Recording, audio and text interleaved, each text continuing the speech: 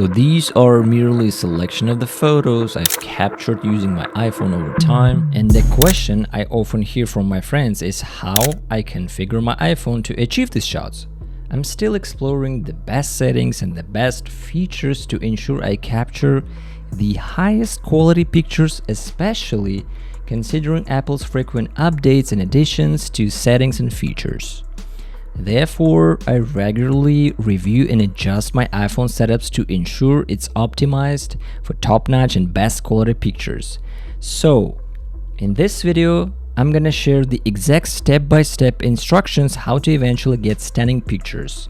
How specifically I do it. We're gonna walk through my settings, the lenses you should be using, a few little tips and tricks in the camera app, and then at the end of the video, I'll also be doing a full Lightroom mobile walkthrough on exactly how I edit my photos. And moreover, I'll send you the LUTs I use completely for free. You can download them, and of course I'm gonna show you how to import LUTs to your iPhone as well, in case you don't know how to do that. So overall, you won't have any questions left. Prior to diving into details, it's worth noting that I'm using an iPhone 15 Pro Max, which means certain options, features, and functionalities may not be accessible on older iPhone models.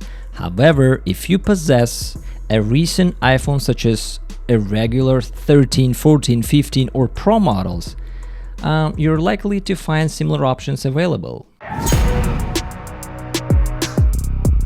First thing we gotta go over is camera settings. So what we're gonna do is go into settings, we're gonna click on camera, and what we see here first is the video settings. For taking photos, it doesn't really matter. However, in case if you want to know my settings for video, I have 4K at 24 frames per second. I have enhanced stabilization on, HDR video off. I'm not a huge fan of HDR video. I prefer regular video over HDR. In my opinion, the iPhone footage just looks better without it. If you take a look at all these options here, please stick to the same options listed here. And once again, we're not concerned with the video settings at the moment, but we do specifically focus on photo settings. So we go back, and the most important section here is formats. We're gonna click on formats. Now we got here high efficiency and most compatible. According to Apple, most compatible is the best option for JPEGs, but since we're shooting in RAW, the choice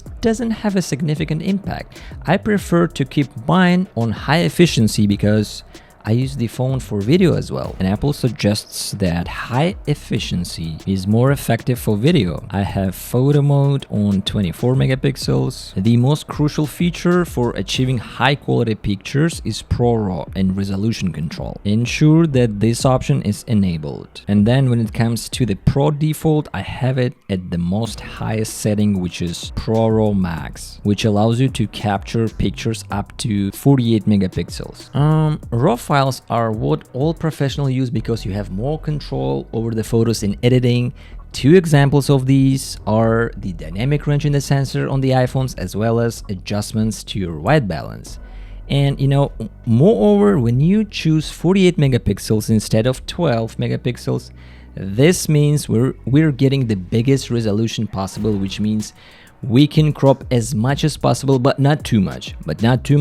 And also, if you need to zoom in, or we need to print the photo, whatever it might be, we can scroll down. So this is a new video feature which is only on the iPhone 15 Pro and 15 Pro Max, and that's Apple ProRAW, which, to be honest, is definitely more of a pro feature, but yeah, I do have this option enabled. And then I have ProRAW encoding on lock. So yeah, those are the format settings. Now the next step is to click back and go into your camera settings and click on preserve settings. The idea here is that you can preserve the settings and make sure that the next time when you open the camera app, it's exactly the same settings that you left it or that you closed it with, which means you don't have to go in and turn ProRAW Max on, and you don't have to change the crop again and change the zoom, whatever it is. You can turn all this on and it makes life easier. So we're gonna turn camera mode on.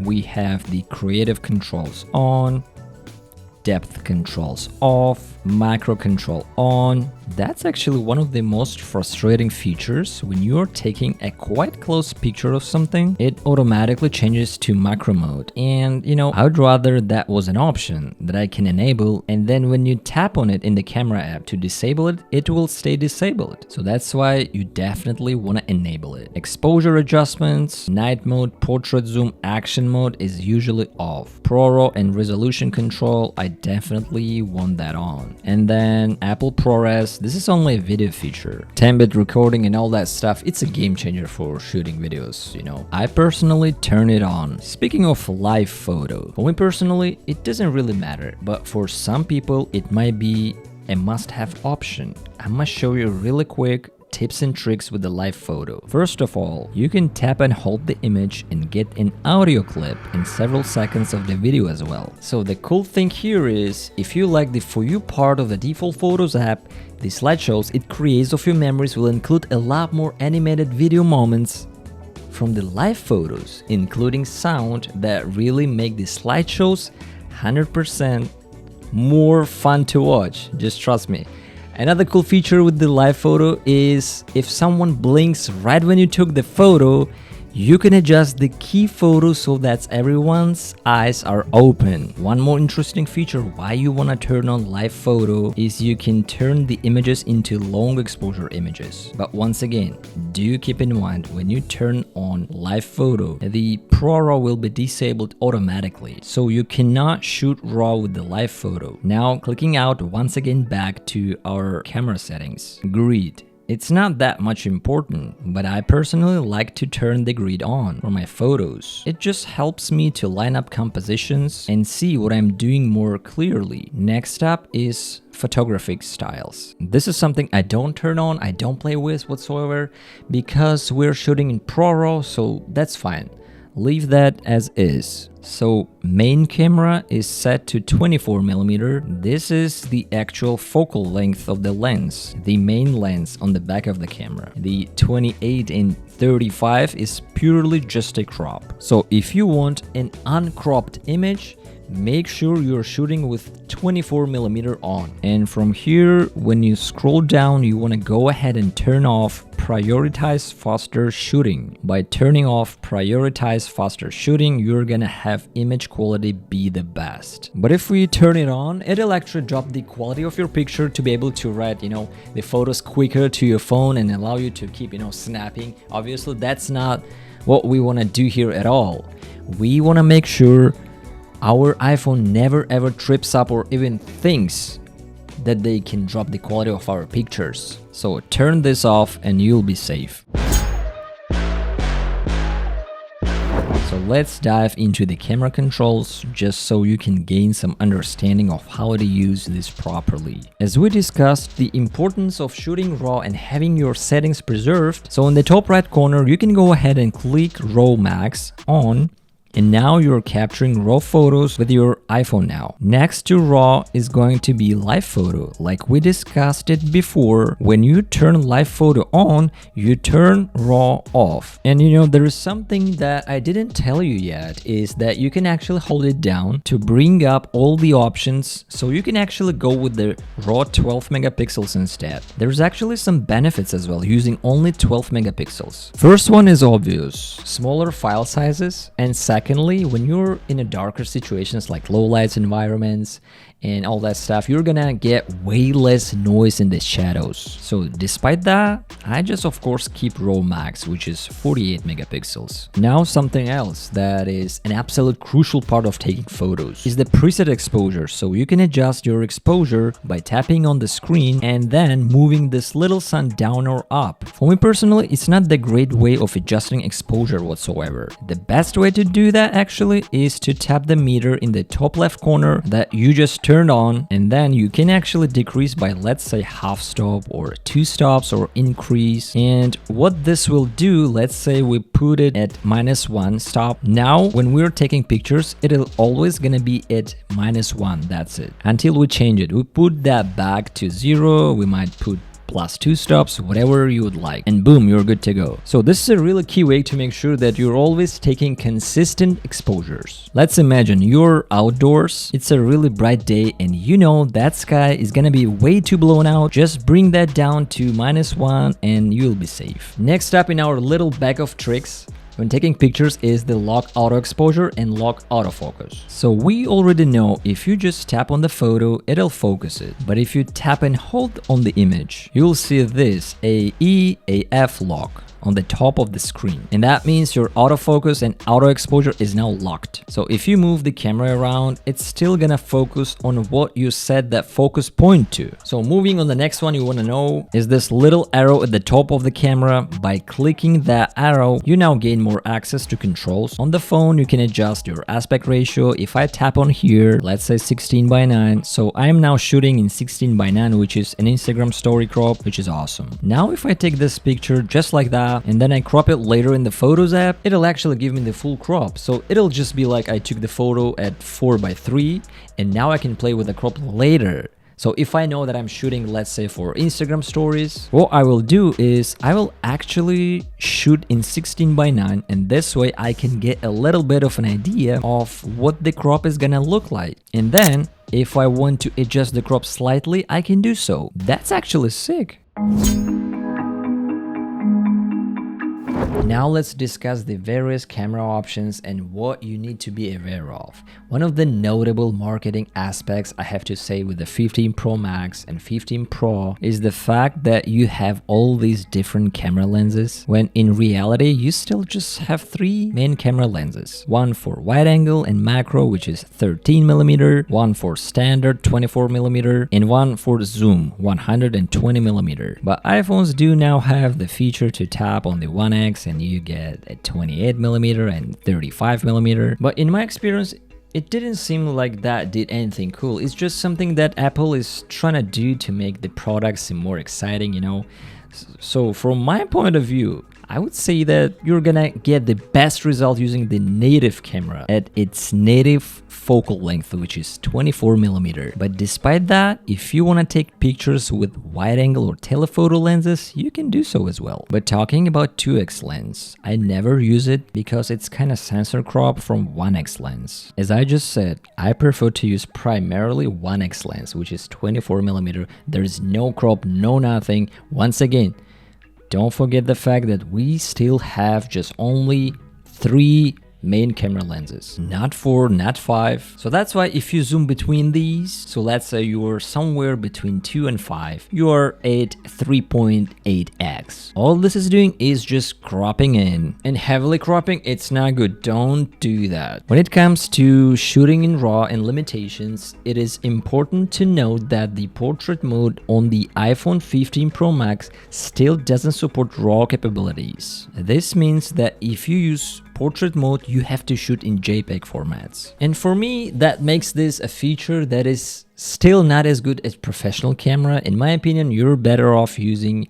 you know, a lens that's actually built for a low light aperture depth of field type of photo. Like, you know, the bokeh is gonna look better, smoother because it's not added digitally. But if you're someone who only has an iPhone and it's your only option, I recommend with portrait mode just dialing it back a little bit, using it slightly and not going overboard, and you're gonna get really nice results. These are the best portrait mode photos I've ever seen, and you know, it's a big improvement from previous iPhone models that I really dislike portrait mode on. Let's dive into the edits. So for editing on the iPhone, I use, of course, the Lightroom. And if you're not already using Lightroom, what are you doing? If you want to be editing your photos whatsoever, Lightroom Mobile is the absolute sick photo editor, so go ahead and download it. It's completely free.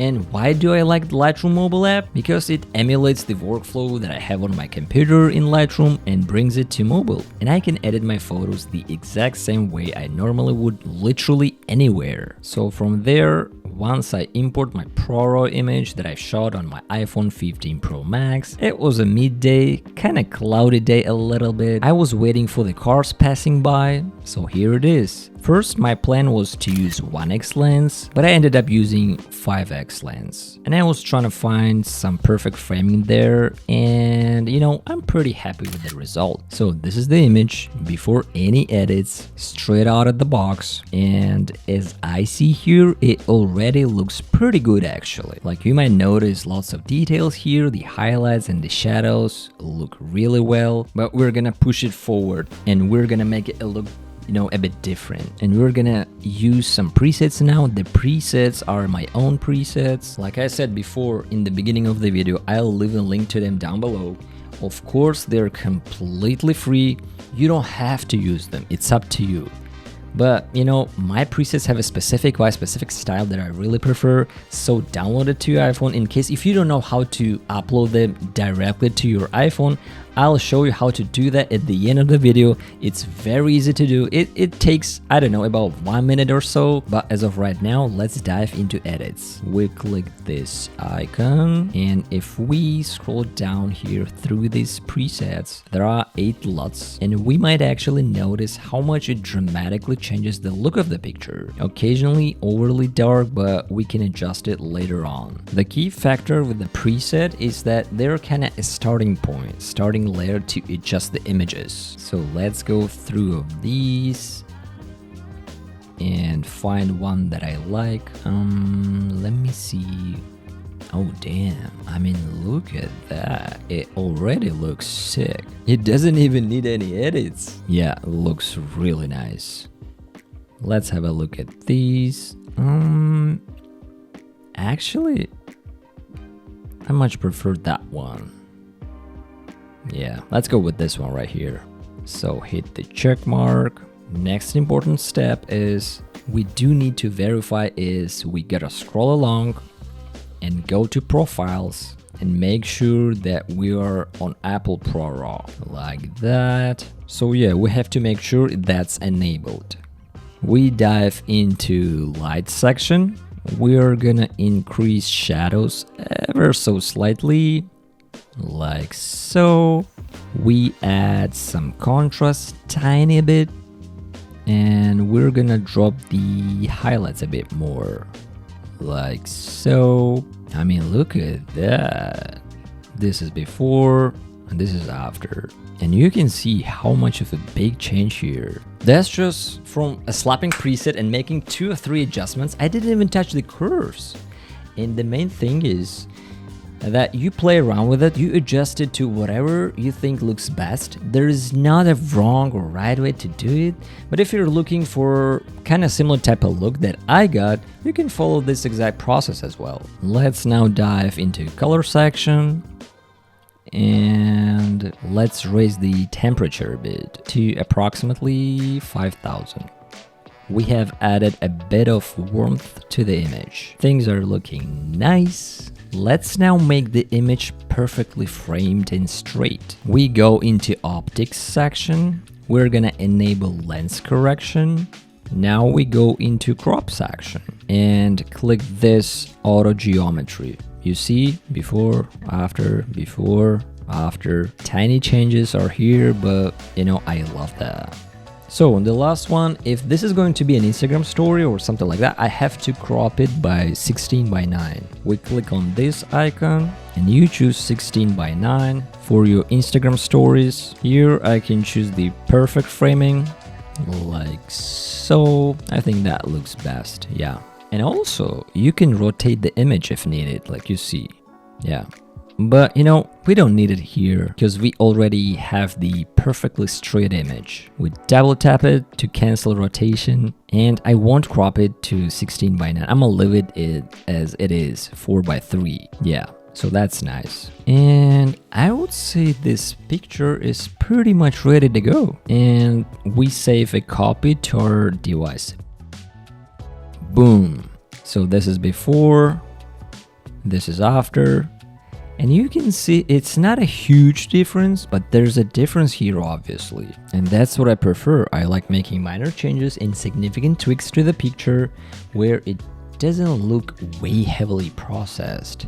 But the point is, that you're giving the picture a certain energy, a unique atmosphere to, suit any mood you're pursuing. It was a little bit cloudy day, but I wanted to make it, like that California vibe. When it's sunny, it's warm, no traffic, relaxing environment, and I gave the image a warmer look, but still keep the clouds neutral, and that's what I've done. You can see the, kinda somewhere a bit gray clouds, somewhere cleaner. So let's edit one more image real quick. This is a ProRAW image that I've shot again on iPhone 15 Pro Max. It was a midday, by the way, the same day, kind of cloudy day a little bit. I was waiting for the tram to come, so here it is. First, I used 5x lens, which is 120mm focal length, and despite the fact I was staying quite far away, but the image seemed to me so tight. I tried to approach a bit closer, and I used 1x lens, but I ended up using 2x lens, despite the fact hating 2x lens because of its sensor crop. But other than that, I'm pretty happy with the result. So this is the raw picture before any tweaks, straight out of the box, and as far as you see, it looks quite nice actually. Like, you might see bunch of details here, the highlights and the shadows look really nice. But without further ado, let's start editing. We want to make sure Apple ProRAW enabled, that's so important. Hit the check mark. Now let's choose the best suiting preset. Looks nice. Oh damn, unique look, isn't it? And don't forget, you can adjust intensity of the presets as well, like so. But yeah, I mean, all of them have a specific vibe. Oh, look at that. That's exactly what I'm gonna go with. Yeah, looks incredible to me. I don't think I need to do some light and color adjustments, but let's click on check mark. So now, let's try to remove these annoying cables and wires. In order to do so, we're gonna go to healing section and we gotta zoom in like so, and let's do some magic.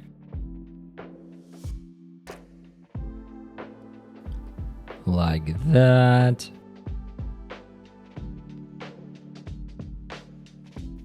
And here we go. Oh damn, did you see that? That was a piece of cake. So easy. I mean, it's illegal. And you're telling me you're still not using Lightroom? Come on, man. Alright, let's remove the rest of cables. Hit the check mark. You know what? To me, this image doesn't need any edits whatsoever. But let's increase exposure ever so slightly. Just tiny a bit. Like that. Yeah. And of course, we gotta fix the optics. Enable lens correction. Perfect. Now we wanna click on crop icon. Let's see what auto geometry can do with the image. Oh damn, there's a too much crop in here. I don't want that much crop. Let's cancel that. And the last one, again, if you're gonna use this picture for socials, you might crop it 16:9. It totally depends on your preference. And there we are. Now we have a look on our image. I think that's all we need to do. So we can see what the image looked like before. This is after. The image now has a completely different feeling. I mean, it looks phenomenal. I can't believe I took this shot with my iPhone. This is a pro format, baby! It has a ton of dynamic range. For now, we go ahead and click 3 dots at the top right hand corner and save copy to device. Boom, we're good to go. I think this image could be a wallpaper on my phone.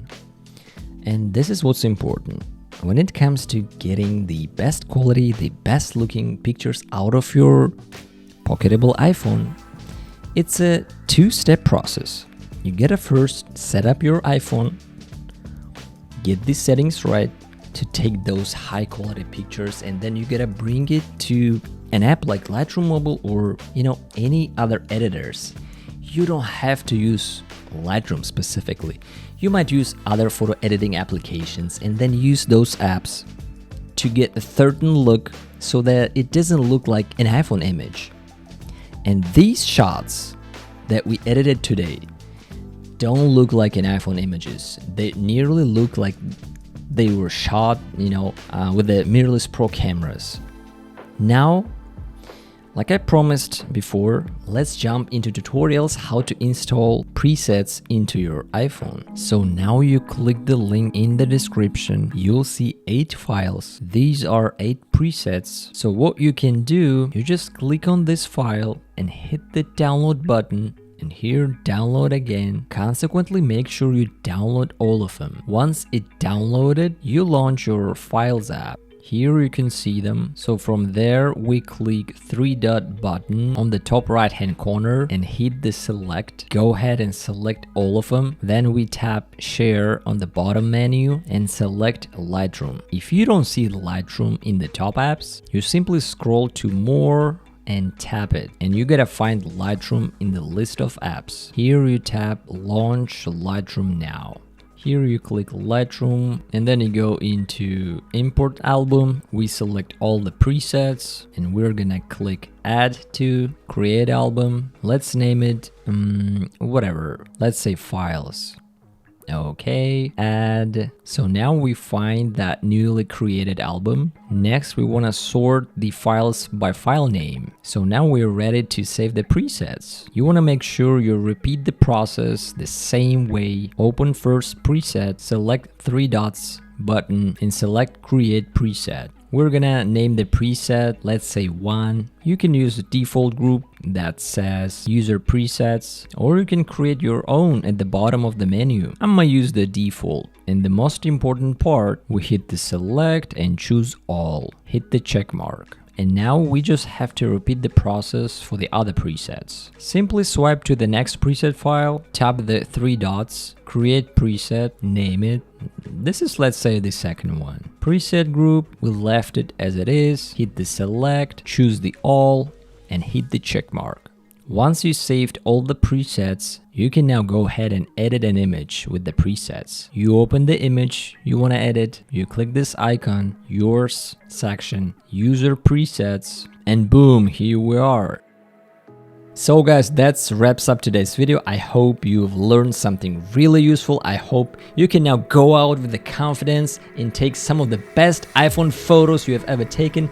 So if you guys have any questions, please let me know in the comments down below. I read and reply to each comment. I bet you won't find any comment without my reply. So with that said, guys, thank you so much for watching. If you enjoyed the video, give it a thumbs up, subscribe to the channel, and I'll see you guys in the next one.